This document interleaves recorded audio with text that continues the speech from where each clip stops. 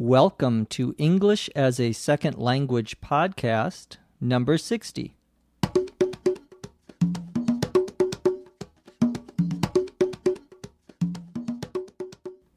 You're listening to English as a Second Language podcast, episode 60.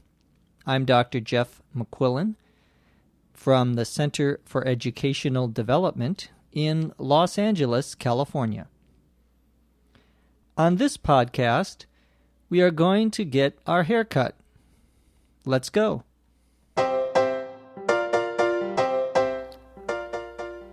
I have an appointment with my hairdresser today. It has been too long since I had my hair cut. My bangs were too long. I had split ends and my roots were showing. I was a mess. I arrived for my appointment and I told the receptionist that I was there for an appointment with Mark. She told me that he was finishing up with another client and that he would be with me soon. About 10 minutes later, he came over to where I was sitting and took me back to his station. Hi, how have you been? You're looking good. Thanks, I've been great. Thanks for fitting me in today. No problem. So tell me, what do you want to have done today? I need a trim. Okay, let's see. How short do you want me to cut it? Shoulder length? Chin length? I'd like to take it up about 2 inches in the back, and the bangs should fall just under my eyebrows. Okay. I really think that's a good length for your face shape. Just as I had hoped, Mark did a great job with my hair. I paid the receptionist and made sure I gave him a big tip. Anyone who can do wonders with my crazy hair definitely deserves it.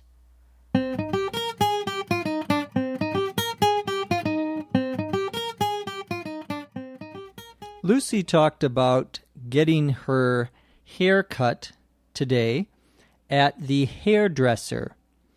A hairdresser is a name we give to someone who cuts hair, usually for a woman. There's also another term, which is barber. A barber is someone who cuts hair for a man. So we have hairdresser for a woman and barber, B-A-R-B-E-R, for a man. Lucy said it had been a long time since she had a haircut and that her bangs were too long. Bangs, B-A-N-G-S, is the hair that is in the front of your head that comes down over your forehead. So it's the hair right on the top of your face over the upper part of your forehead. We call those bangs. Bang, of course, is also a word we use for sound. A certain crashing sound can be bang. But here the word is bangs, plural, and that refers to that part of your hair. Lucy talked about having split ends and that her roots were showing. Split ends is something that both men and women can get in their hair, though I don't know many men who worry about it. Split ends are when the very end of your hair, a strand or a piece of your hair, becomes separated. So there are 2 or 3 little parts to the very end of the hair. And this is, I guess, a problem for some people.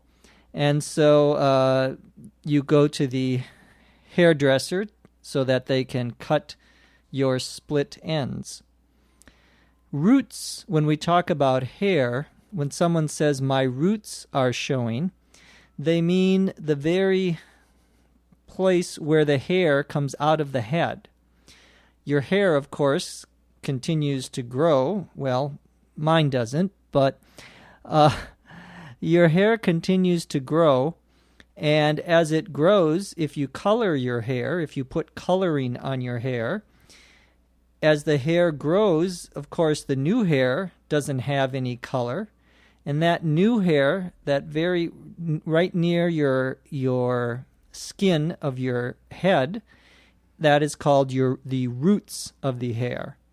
Roots is also the word we use for a tree, for example. The part of the tree that is underneath the earth, underneath the ground, are the roots. So you can see there's something of a connection there. Lucy said that she told the receptionist she had an appointment, and a receptionist is someone usually sitting in a business near the door, and they receive you. That is to say, they are the one who greets you and takes appointments, that sort of thing. It's sort of like a secretary, but a receptionist is always someone who works with people coming from outside into an office or into a building. Lucy said that her hairdresser was just finishing up with another client. To finish up, again, we see this many times in English where you have these prepositions like down and up and over and in that we put on verbs, usually to intensify them, to make them more, give them more emphasis sometimes. To finish up means to complete. We can use this about a project that we are working on. I'm finishing up my homework means I'm completing it right now. And the emphasis here is on at this very moment. I'm finishing it up, usually. A client, Lucy mentioned, a client is just another word for a customer, someone who has clients. Usually we use the term client for a service that someone provides you, rather than something that you actually buy and take home with you. So someone who cuts your hair, or someone who is a personal trainer, they help you at the gymnasium, or anything that doesn't involve actually giving you something physical, a service that is, we often refer to the customer as the client. Lucy said that her hairdresser took her back to his station. You probably know that station is, for example, a train station. It's a place where the trains go. But in a hairdresser salon, or place where you have hairdressers, your station is just the place where that particular hairdresser works. Usually in a beauty salon, or a place where women go to get their hair cut, there are several hairdressers, and each hairdresser has his own station. Lucy thanked her hairdresser, Mark, for fitting her in today. To fit someone in to your schedule means that you were very busy, but you made time. So if I have an appointment at 10 o'clock and another appointment at 10:30, and someone says, "Can you fit me in at 10:15?" means, can you make room for me in your schedule? Lucy said that she needed a trim. A trim is when you go to get your hair cut, but you don't want it cut very much.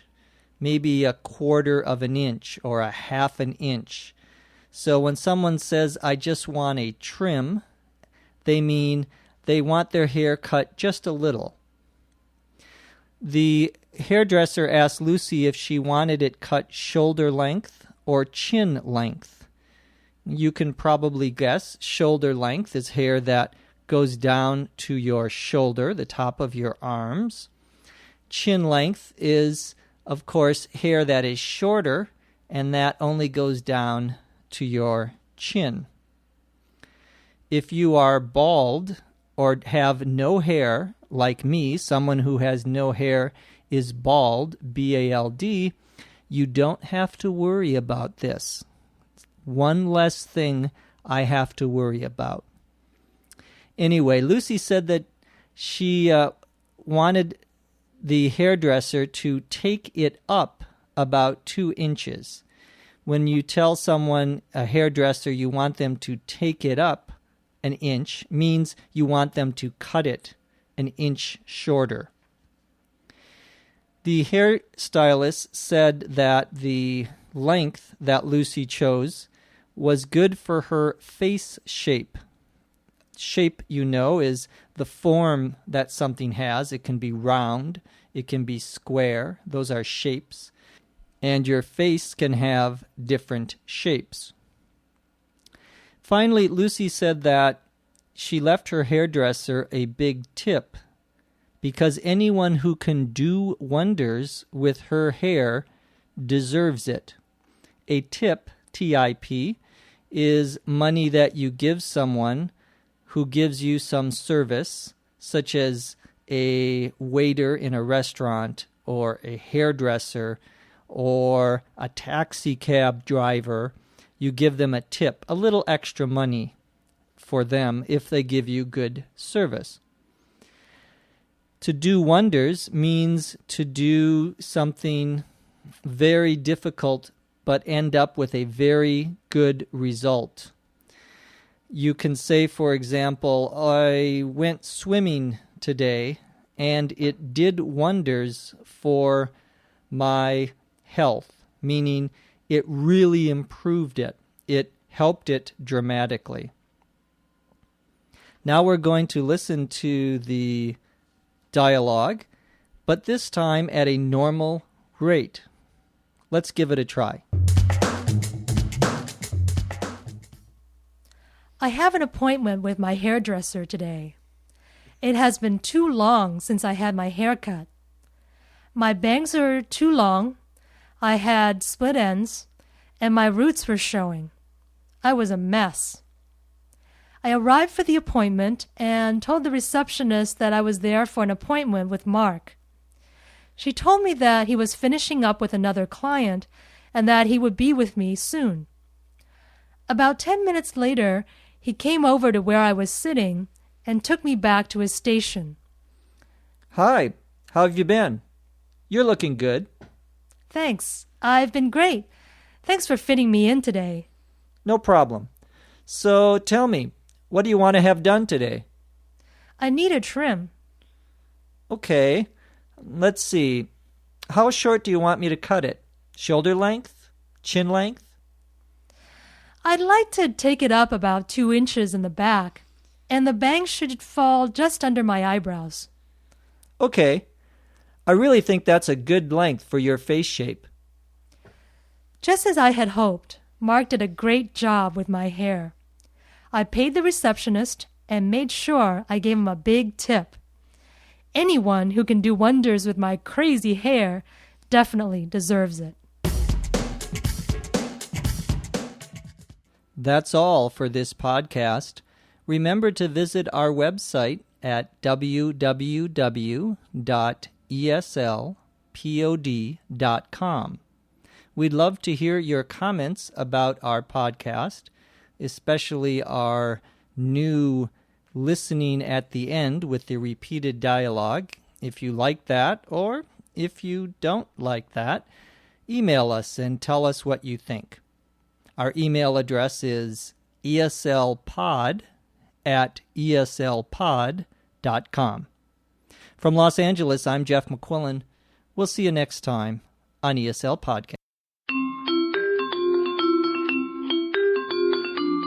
ESL Podcast is produced by the Center for Educational Development in Los Angeles, California. This podcast is copyright 2005.